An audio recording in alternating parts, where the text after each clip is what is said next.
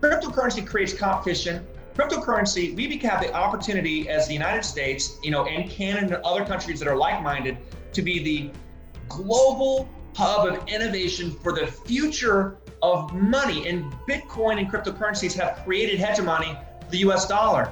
So I'm a big believer in that we need to embrace this stuff because this is the future of all technology systems are going to be built on top of blockchain.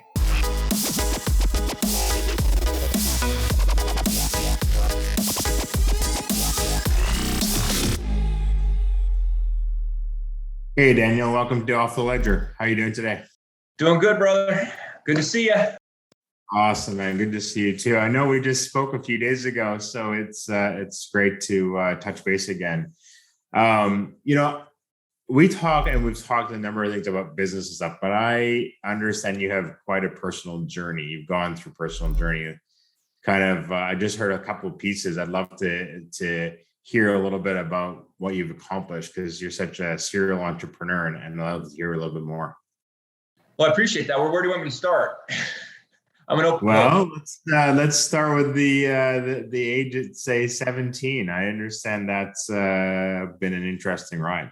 Yeah, that was like the genesis moment for me as an adult. I ran away from home, and I had, my parents were married to different people. I had step parents and hated it so much. And it got to the point where it was just like, it was the end of my junior year. And I was just like, I don't want to do this anymore. And I packed all my stuff that I could fit in my Buick Regal. And then I don't remember what year it was, 91 or I don't remember, but I moved actually when I did that was 95. And then I just took it. No, it was an 89 Buick Regal. And I drove all the way from Dallas. I drove straight through to Orange County, went as far west as I could. And I had some friends there. And I stopped in Las Cruces for like 6 hours to sleep at a rest stop. And I was like, all right, well, I'm here. And I figured it out. And I went to get a job at McDonald's. And I got a second job at Boston Market when that was actually a thing. And I still think they have great chicken.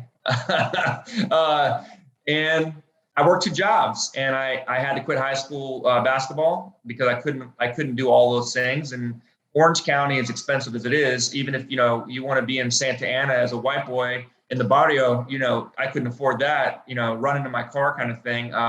So I would have, because Santa Ana was known as being, there's nice parts of Santa Ana, but there's some tough parts of Santa Ana.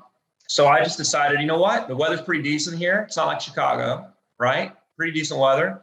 I'm just going to sleep under the stars. So I slept in racquetball courts, and I got woken up by the cops way too many times to remember. Swimming pool areas on the beach. I slept in football fields. What I figured out was there was not an area in Southern California that had grass that did not also have sprinklers that would wake me up at 6 a.m. So I had like a sleeping bag. I had an electric alarm clock. I had the whole setup, right? And I got a gym membership. I was going to high school.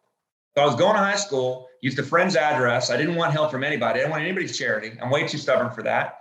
And I was like, I'm not going to let anybody, I'm not going to be their charity case. I'm going to make it on my own. So I worked my jobs. I went to school. I took my showers at the gym. I separated my clothes in my car, and I made it happen. And when it rained, I slept in my car, which is hard for a 6'5" guy, by the way. You wake up and you're cramped and stuff.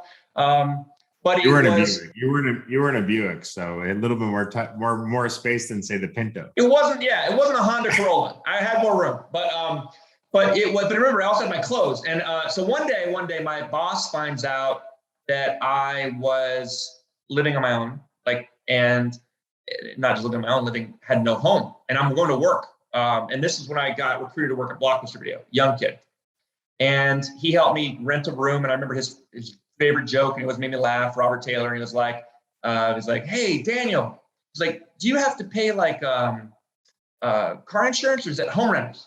And I always thought that was so funny. Because, it would take something that was so tough. And he was very helpful because it wasn't about charity. He just helped me try to find a place I could stay. And then that got me going, right? So it's like I was able to rent a room, and I found an economic model that made sense for me, where I had a room to stay. and I was barely ever there because I was always working, but at least I had a roof over my head. And fast forward, I worked my way up the corporate ladder for, many years in Fortune 500 companies. And there was, I got promoted and promoted and promoted. There was never a job I didn't get promoted at, because I will say this, and I always believe this for anybody. Look, working at McDonald's sucks. All right. It's not a great job. They don't pay great. But whatever you do it with excellence all the time, no matter what. And I always took that mindset with me, that it didn't matter that I was living in my car. It didn't matter that I wasn't getting paid much money. It didn't matter that, nobody wants to work at McDonald's, right? Like, nobody's like, what do you want to do when you grow up? I want to work at McDonald's. But whatever you decide to do, it's an act of choice. So do it with do it with gusto and do it with pride. Do it with pride and be proud of yourself, because nobody, by the other thing, like, I'm way too stubborn because I don't care what other people think about me. So I'm not caught up in appearances, and I'm not caught up in, anything other than, am I proud of what I'm doing and am I comfortable with my own self, right? Like, that's the only thing that mattered to me then. It's the only thing that matters to me now. And so I think if you're working at a job and you know that job is not the permanent job, do it with excellence, and then make your reality, your dreams become reality. And so over time, I got into a place where I was, hiring people. I was going to college too after I graduated high school. And I got to a point where I was making a lot more money because I kept moving up the flagpole, right? I kept climbing the corporate ladder. And then I just gave up on college because I can't work. I was working 100 hours a week because I put everything into it, everything. And I couldn't do that in school. And I was making a good income at that point. And I learned a skill set. And that skill set was operational knowledge. How do you hire people? How do you train people? How do you manage people? How do you manage a business? How do you make more money than you spend? How do you manage a P&L? All the things around managing a business. And those are important. That's an important skill set. So whatever your skill set is, if you're an artist, if you're a technologist, if you're somebody who can manage operations, you're just great at customer service and people. Like, all of those are skill sets. And I just applied my skill set, the thing I was good at, and I made that work for me.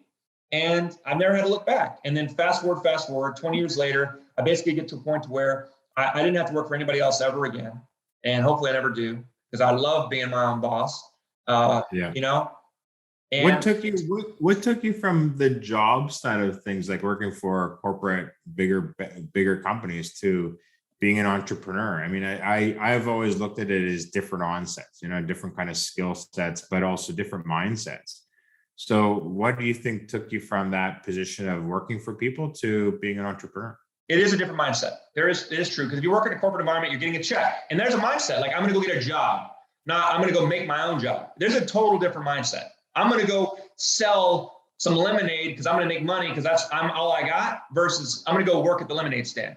Very different mindsets. One is a lot of risk. The other is certainty.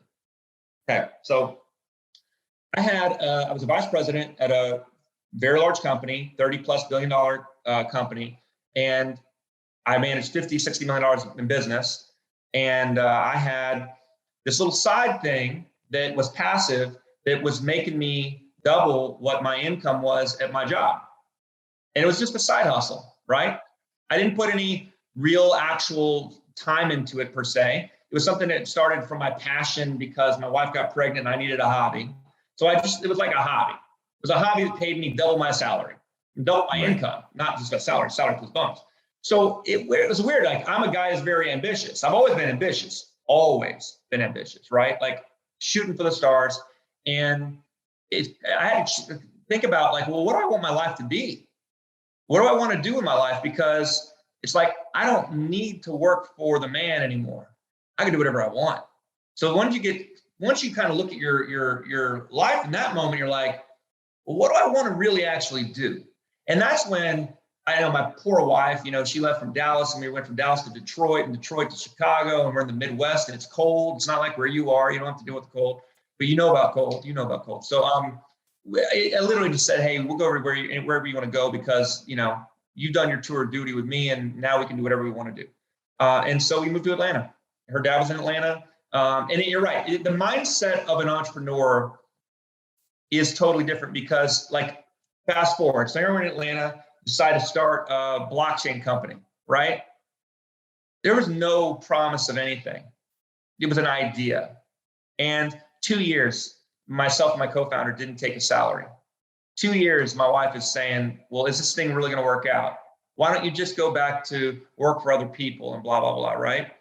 And I was like, no, this is going to be a home run. This is going to do really well. And so meanwhile, not only are you struggling for yourself, you're also possibly taking your whole family with you for all the up and the downs. Because if it doesn't work out and you strike out, your family strikes out.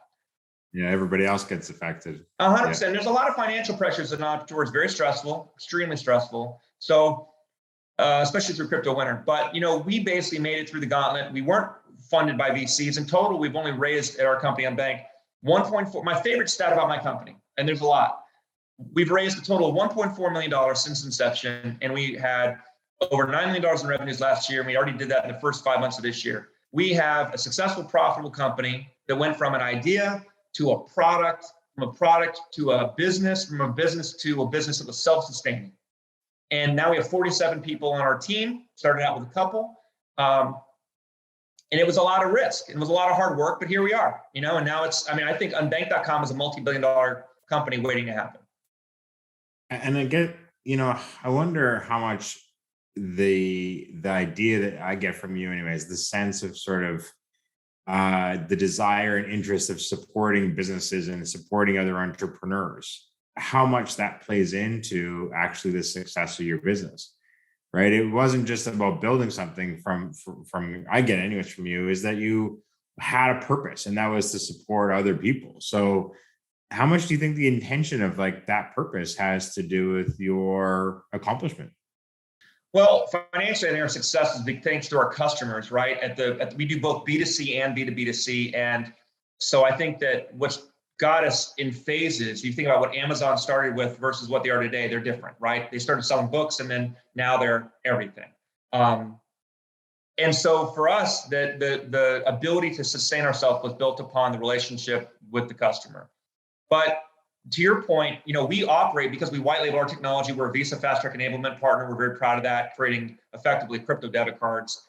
We're live in the US. We're about to be live in all of Europe plus UK. We've already been approved for the UK. We're going to be live in Latin America. We're in 60 plus countries by the end of this year, plus bank accounts in 200 plus countries. We operate on a partnership model. And it's my nature anyway. Like anybody other founders who regularly come to me and ask me for advice or help, I always try to help them. I give them advice on how to raise money, my opinion only, and here's what you could do, here's what you should look at. I always try to, just help people out just as like be a good human. But on the business side of things, when somebody works with me, they're getting all of our years of expertise and this very complicated, you got the technology problem with how do you manage it, connectivity between crypto and traditional legacy banking systems like bank accounts, debit cards. That's a skill set. How do you manage the compliance risk issues and making sure your regulatory structure is right? You got a regulated flow of funds and doing it right with our banking partners.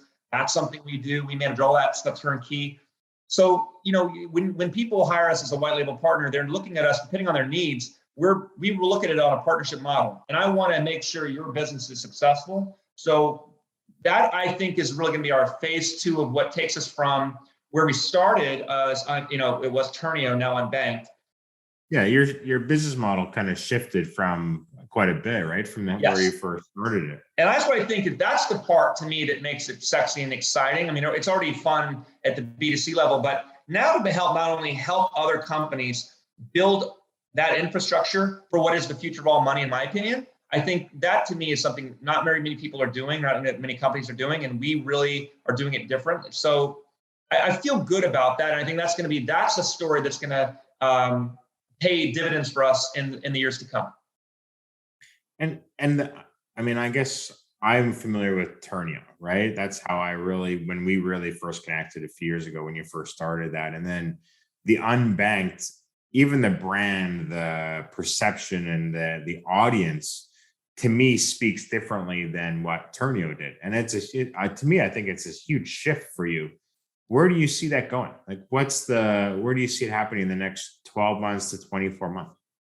Well, it's interesting. The name Unbanked, I've come to find because we did a little bit of research on this, and we are very proud of the brand we developed here. It's just easier to understand than Turnio, right? What is Turnio? What's Block Card? It means different things to different people. So it's almost in a way, it's like a blank canvas for us to paint on.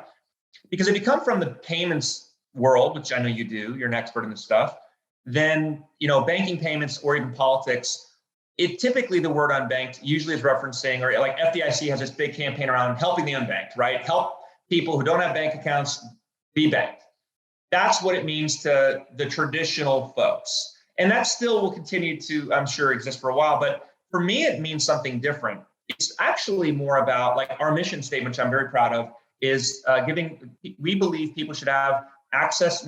We believe that access and control of financial assets is a fundamental human right, right? And I really believe that. So the concept of unbanked is more about, you have the choice, even people like myself or you who have bank accounts, we have credit cards, we have mortgages, we have access to capital and lending and borrowing and all these other things.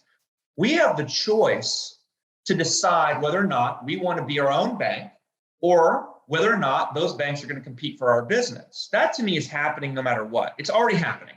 Because cryptocurrency, whether you're dealing in Bitcoin or digital dollars, cryptocurrency changes the dynamic around having to have a bank for those services. It doesn't change the regulatory requirements. It doesn't mean you can't do KYC. It just means and a lot of people in Latin America, a lot of people in parts of Africa and parts of the world, we're kind of, we're living a little bit of a bubble. Even the poor in the United States, right, which certainly exists, we live in a bubble because we can at least count on rock solid financial institutions, FDIC insured.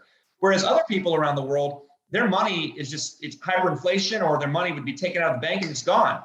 So is unbanked a DeFi product? Like, is it decentralized or is it centralized? Well, unbanked is centralized, but we're connecting DeFi and cryptocurrency to traditional products. So our core mission really is about using blockchain technology to make things better, cheaper, faster. And I will say, the concept of what we think of today as the unbanked, underbanked, I think that the concept of that is going to simply just not exist, because if everybody's getting paid in digital money and you have the ability to now custody your own funds on your own wallet, then you are your own bank. And that concept becomes non-controversial. And it's just a matter of, I have my own wallet and everyone will have their own wallet. And I believe that's the future of all money. Yeah, I look at it. I'm not sure how familiar you are with the Philippines, right? Philippines, almost 20 years ago, they allowed banking on your cell phone, right? So each person had their own cell phone. They may not have had a bank account, but they had credit. They had value on their cell phone that they can go and pay a retailer, or Absolutely. They could transfer money to their aunt or their family who was in another city, which technically they couldn't get to. They just couldn't even afford to get to the other city. But if they sent $5 for their bag of rice or whatever, because that's what they earned, it was their bank. Like, technically, in our terms of holding your funds, it was the telco that was actually doing that was providing that service. Most likely they didn't have a bank account, and most likely they didn't have a credit card, because really credit cards kind of skip the Philippines. And you see that similar in MTN and the telephone network in Africa. You see a lot of it in the developing regions and markets. So I've always looked at unbanked as like, it's a choice. I don't need a bank account. That's right. Because I have a crypto wallet and I can use my crypto to make a payment. But I need a bank, like the technical say I need a bank account if I'm going to play with the traditional financial markets in the certain industries, because I can't use my telephone to make a payment yet in certain places, because you're limited to certain. It's almost like a limitation, right? That banking side of it. And unbanked means, hey, I can still do everything, but I don't need to have a bank account. Well, that's right. And whether it's Philippines or whether it's India or M-Pesa with Safaricom in Africa, which is the biggest mobile payment system. Mexico is big on it's Carlos Slim owns Free Telecoms and he owns banks, so he integrated the bank into the telephone, and you don't think you have a bank account, but you do. So that's working across the world. People even in the poorest areas typically have phones, and if you can do those payments, which they've shown in many use cases across the world, that solves real world problems. The only difference with cryptocurrency is what you just talked about was like a closed loop system where the telecom controls your money, which works and it's fine. And it's regulated and all of that. Or crypto is just an open loop system that allows you to connect to global connectivity. So like Brazil has a system that's going to be not too dissimilar. It's mandated. I don't know if it's live yet, but they were mandating this thing called PIX. You heard about this, PIX? No.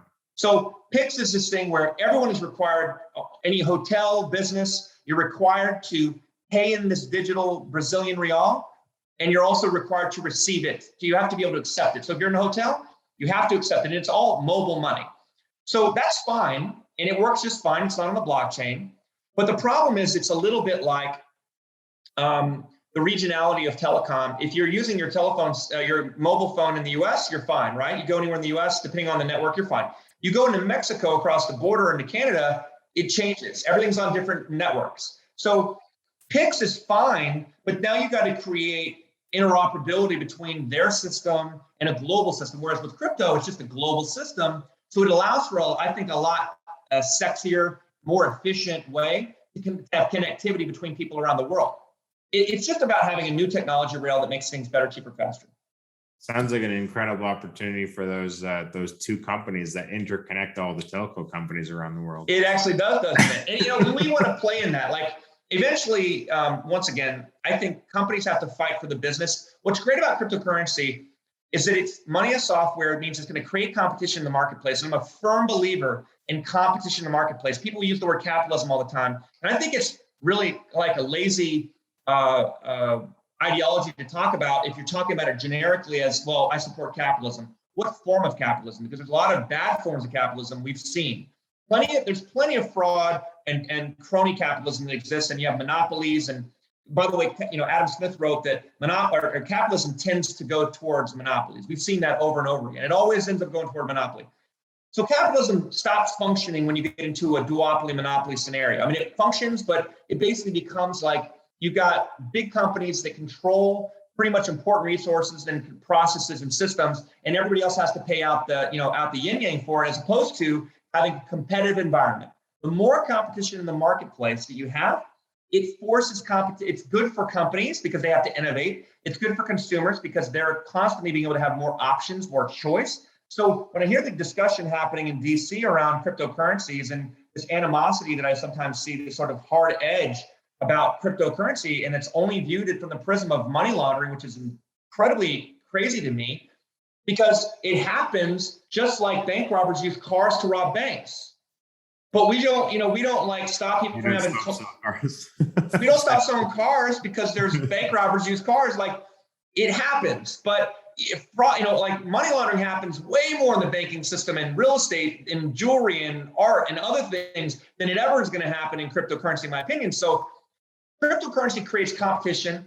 Cryptocurrency, we have the opportunity as the United States, and Canada and other countries that are like-minded to be the global hub of innovation for the future of money. And Bitcoin and cryptocurrencies have created hegemony for the US dollar. It's actually been the best thing that ever happened to US monetary policy. While we're printing money. And it's all because we are the reserve currency, and in crypto, there is no alternative. There's the dollar. There's the dollar in Bitcoin. There's the dollar in Ethereum.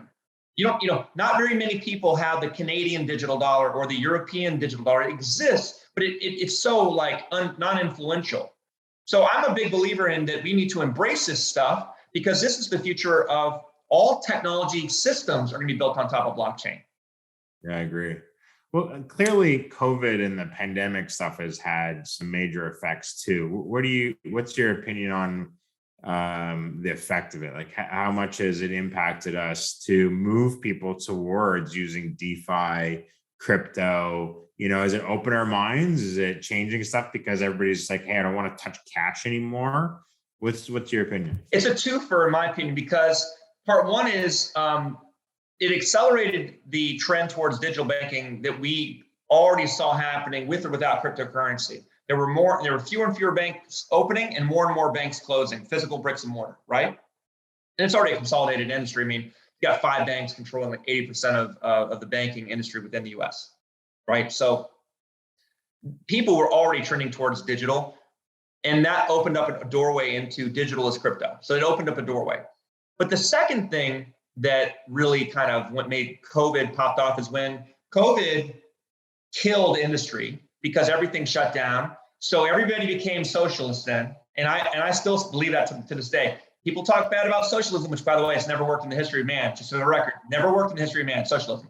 But we conflate what socialism really is. And so what was happening was we're basically giving this free money to everybody, right? It's like Oprah, you get a car and you get a car and you get a car because we needed to sustain. Otherwise, we'd go into a full-blown depression. So the monetary policy was aggressive, and that meant everybody got free money. That's what happened, because otherwise people were going to be dying in the streets, and we shouldn't have, a system where we would allow in this day and age to allow people to just literally become homeless over something that was not due to them. It was due to a global pandemic. So now you have all this new money. Well, the way monetary systems work is the money has to go somewhere. They printed trillions of dollars, trillions. So that's where you have, and it's been proven, money went in at $1,200 in the US, and then all of a sudden you have all these constant $1,200 purchases of stocks on Robinhood, and there are $1,200 buys, $1,200 in investment, right? Because they were taking their money from whatever money they got, and not everybody had a problem. Some people just thought of that as extra money. The money has to go somewhere, and what always happens is it's always going to inflate asset prices. Every time the Fed starts printing money, it creates asset bubbles. So we had Apple, Tesla, now Apple's a $2 trillion company.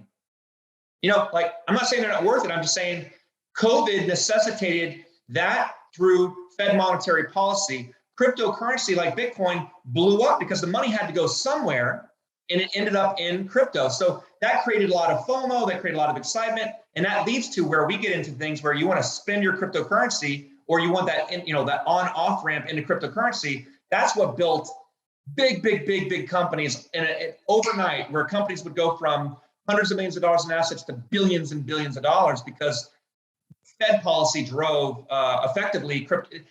People who complain about Fed policy in the crypto world, it's funny to me because it's actually crypto's best friend. The fact is that the Fed policy continues to print money, the money printer go burr, that's like that meme, and crypto benefits from that. So I would embrace them continue to do whatever the hell they're doing to sustain the economy, because all that's going to happen is crypto prices will continue to increase. If you have a lot of crypto, you're going to be the beneficiary. And if you don't have crypto, then the meme goes, have fun being poor. And so what are your views on regulation? I mean, obviously, I feel similar ways. Like, I think that regulation is actually super supportive and helps us as a business or as a group of people operating in the industry. Look, I've always been, I'm a liberal guy, and I've always been very pro-regulation. I don't like the idea. It's like, I do the lazy argument of, you don't like regulations, go check out Somalia. How's that working out? It's like, that's my favorite argument against, not having regulations. But here's the thing. I'm for regulations, but they have got to be smart. And we are not always smart. And what happens is unintended consequences. So if you have a conservative mindset around, how should we manage with regulations? The truth is, you do have unintended consequences. You do have people writing laws who don't know anything. They don't know shit about this technology. You have some people who do, and you have a lot of people who don't. So you have a nascent industry that is really, we have the opportunity. This is, in my opinion, the future. This is the technology stack of the future, right? Blockchain technology. We have the opportunity to build the next Amazons, the next Facebooks, the next everything here in North America, in the United States, and even Canada. But we can't do that if we don't have smart policies. And one of the best things we did with the internet, we had a very light touch on the internet. It was very much unregulated for a long time. And then we started to see some things where, like Napster, and it became a real problem for intellectual property. And they regulated that. They put certain rules of the road, and they didn't just in the late at night put it in some 4,000 plus page bill with a couple of pages. They really thought it out. It went through committee. It was debated in an open discussion. You hash it out. It was the discussion. Smart policy was created, and regulations are the underpinning of trillion-dollar industries. But we've got to be careful with things like DeFi, right? We've got to not break something that's still so early. We can't ask for DeFi technology to be held to the same standard as centralized exchanges like a Binance or like a Coinbase or like my company.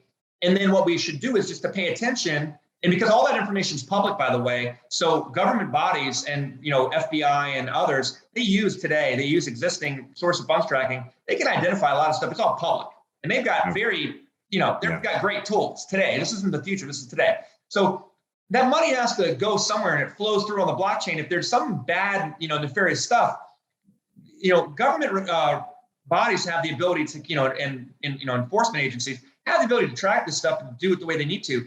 And then if we start to identify some stuff in DeFi, which is really just peer-to-peer, it's all it is. It's Daniel to Jason.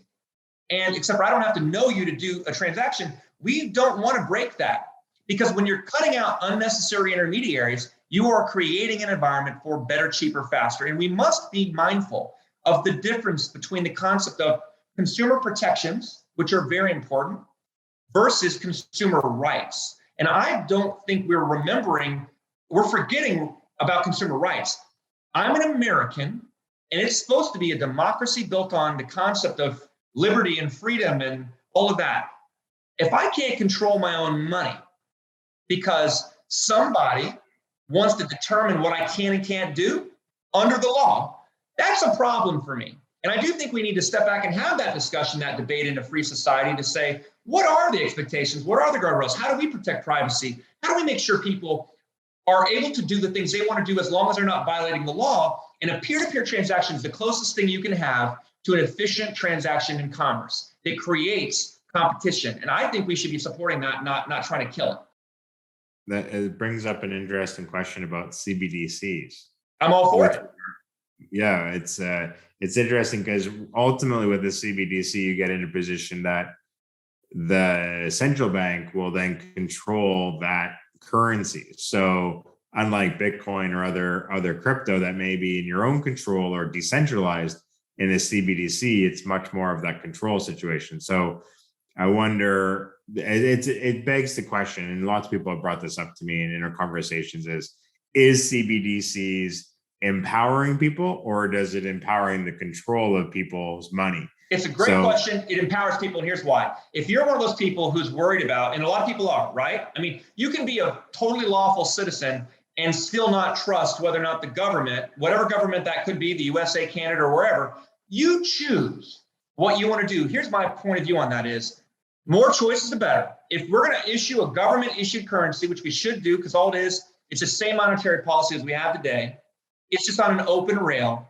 And if that technology allows the government to freeze your assets like you could do with the Stellar Network today, and like you could do with the bank account, I don't have a problem with that. But if people don't like that and they don't trust that, guess what? There are other cryptocurrencies you can be in. There are other solutions, Ethereum, Bitcoin, digital dollars that are not the official CBDC.